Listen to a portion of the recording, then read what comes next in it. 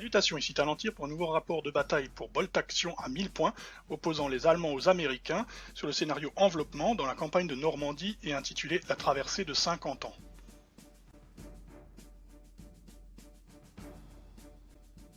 Un petit peu de contexte pour cette partie, je vous laisse mettre la vidéo en pause si vous voulez le lire en entier.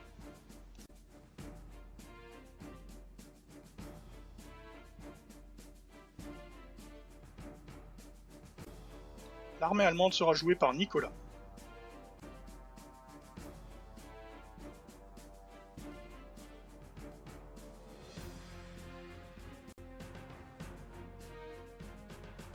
Pour ma part, je jouerai l'armée américaine.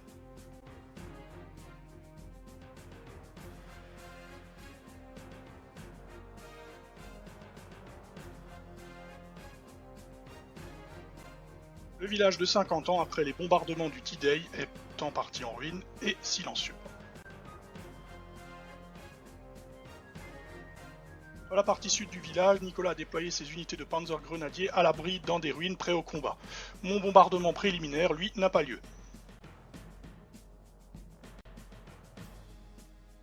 Mon Sherman débarque dans un champ au nord de la ville et fait feu sur une escouade allemande qui venait d'investir l'immeuble en face de lui, de l'autre côté de la place.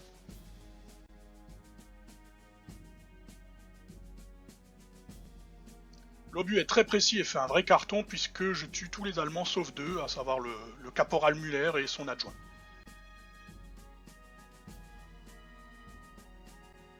Les autres escouades allemandes font mouvement dans les rues.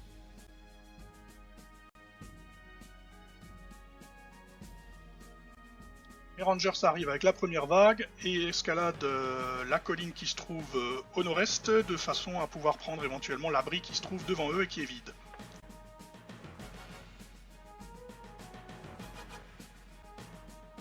Depuis son poste d'observation à l'étage, mon observateur a une ligne de vue sur une des escouades allemandes qui traversent les jardins au centre de la table. J'ordonne donc un bombardement aérien qui arrive dès le début du tour suivant.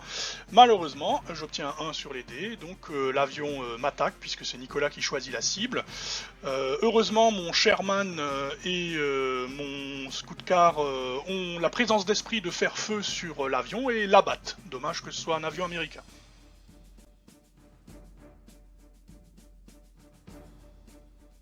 Pour ajouter la confusion, mon observateur perd donc son pion caché, il est donc visible du sniper allemand qui est également de l'autre côté de la place et qui l'abat d'une balle dans la tête, l'empêchant ainsi d'appeler un autre raid aérien pendant qu'il était en train d'insulter le PC.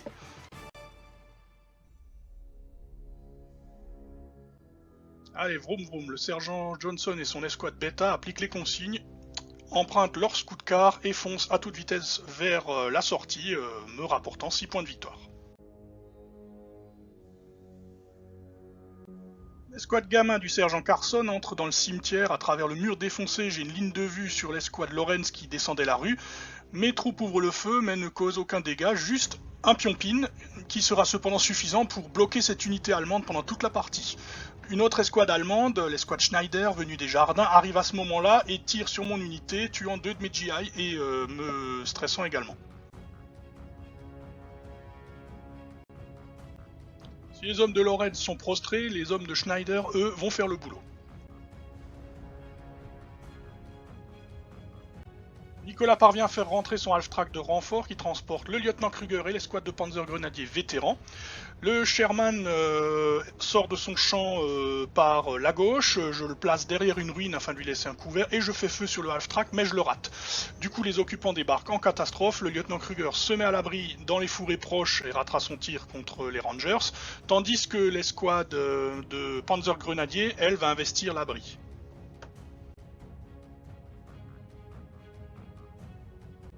Les Rangers se sont donc fait piquer l'abri juste devant leur nez et ils se retrouvent à découvert, ils n'ont pas tellement le choix. Je tente un assaut, ça se joue à un dé près finalement puisque nous sommes de même force, vétérans des deux côtés, le même nombre de dés, une machine gun de plus côté allemand, mais bon c'était jouable.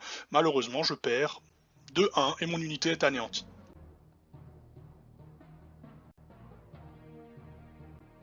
Je fais rentrer la Jeep que j'amène également au bord du champ histoire de déployer le canon pour surveiller la place centrale.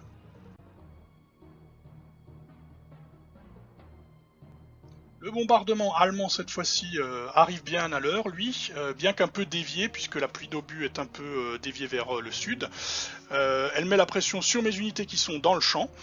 L'escouade allemande qui était dans l'immeuble bombardé au tout début de la partie décide de sortir. Le sniper américain tente de tuer le caporal de cette unité. Il n'y arrive pas et ce faisant, il révèle sa position au sniper allemand qui le tue également.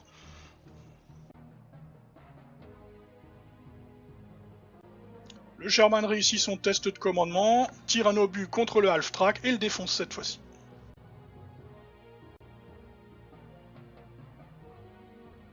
Et avec un bon tir avec sa mitrailleuse, j'abats le commandant Kruger et son adjoint.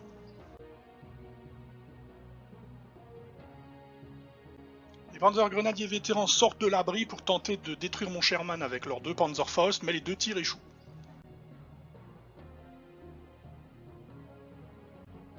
Dans le cimetière, par contre, ça tourne mal, puisque au final, l'escouade Lorenz ne bouge toujours pas. Par contre, l'autre escouade allemande de Schneider s'avance, se ménage une ligne de tir dégagée en entrant dans la rue, prend un risque donc, et fait feu sur mon escouade qui est dans le cimetière, et fait un carnage. Le sergent Carson et les quelques survivants ratent leur test de morale et s'enfuient en déroute.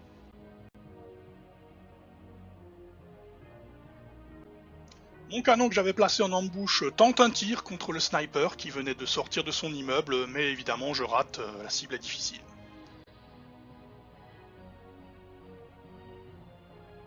L'escouade Alpha qui est dans son scout car réussit son test de commandement également et fonce vers la sortie du village, encore 6 points de victoire pour moi.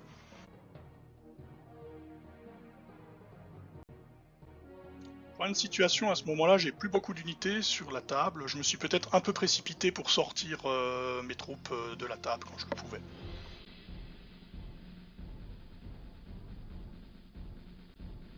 Il n'y a plus beaucoup d'Américains sur la table, les rues à l'ouest par contre grouillent d'Allemands.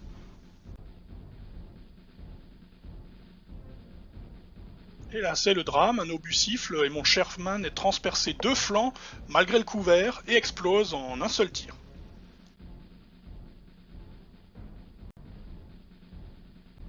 L'obus en question vient d'un Panzer IV, donc les renforts blindés allemands sont finalement arrivés.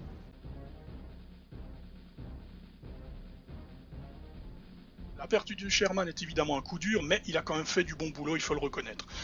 Le Sherman n'étant plus là, l'escouade Brown en profite pour sortir dans la rue, mitrailler les servants de mon canon, ils en tuent 2 et le dernier panique et s'enfuit. Encore une unité de perdue, 2 points de victoire pour Nicolas.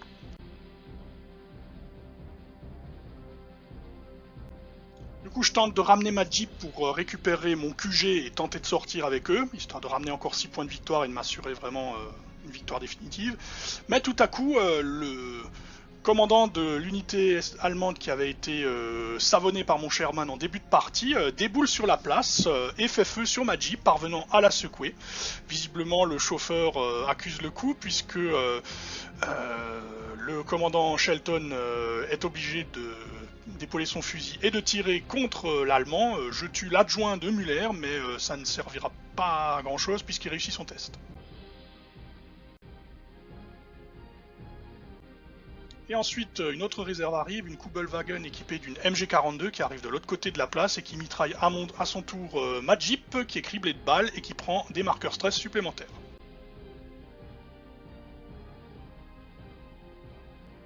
L'escouade allemande Schneider remonte la rue de l'église et approche de la grande place.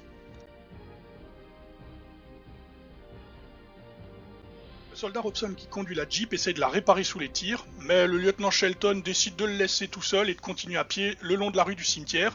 Une balle va lui frôler la tête juste avant qu'il arrive au mur et le rate de peu. Le sniper allemand était visiblement à sa poursuite. Le Panzer IV n'a plus de cible, il manœuvre donc pour tenter de rejoindre la place centrale. Alors qu'il est toujours occupé à réparer son véhicule, le pauvre Robson en prend plein la figure, son véhicule est mitraillé de partout. Il prend de toutes parts. L'escouade Schneider, le caporal Müller engagé déjà pour commencer. Et il subira également une rafale de tir de la part de l'escouade de Panzergrenadiers vétérans qui vont le charger au tour suivant. Il réussira à survivre à l'assaut. avant qu'une balle de sniper ne finisse par faire exploser son moteur et que le pauvre soldat Robson finit par s'enfuir dans les bois traumatisé à vie, puisque l'unité a subi trop de marqueurs stress et a été automatiquement déroutée.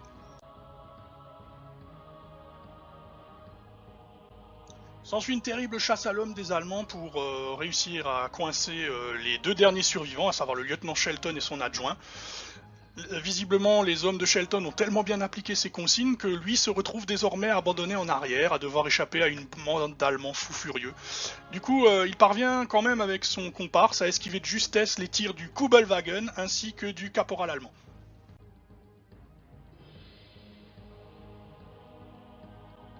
Les deux gars parviennent à se mettre à l'abri dans le coin ouest du cimetière, la sortie du village et la forêt sont proches pour eux.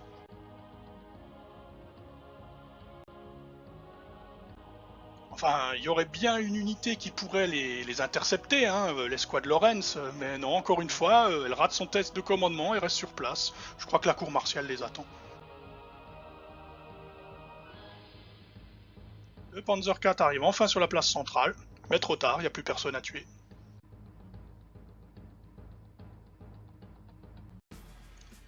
C'est donc la fin de partie qui sera donc malheureusement entachée par l'insubordination de l'escouade Lawrence qui coûte cher puisque en refusant de bouger et de tenter de tuer les deux derniers survivants américains, il fait perdre les 2 points de la victoire à Nicolas.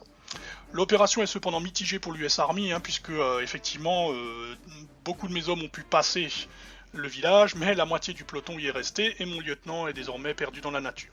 Pour les Allemands c'est un peu pareil, il y a pas mal d'Américains qui ont été interceptés, d'autres sont passés. En termes de jeu, c'est donc une égalité, puisqu'on compte les points et on en arrive à ce que les Américains en décochent 14, pour 4 escouades sorties qui valent 3 points chacune, ce qui fait 12, et 2 unités allemandes détruites qui valent 1 point chacune, donc 14. Les Allemands ont 14 points également, qui sont représentés par les 7 unités détruites de mon côté, qui valent 2 points pour Nicolas. Félicitations donc à Nicolas qui jouait les Allemands pour sa défense tenace et un grand merci pour sa participation. J'espère que ce rapport vous a plu, je vous dis à la prochaine fois et d'ici là, que les dés vous sourient.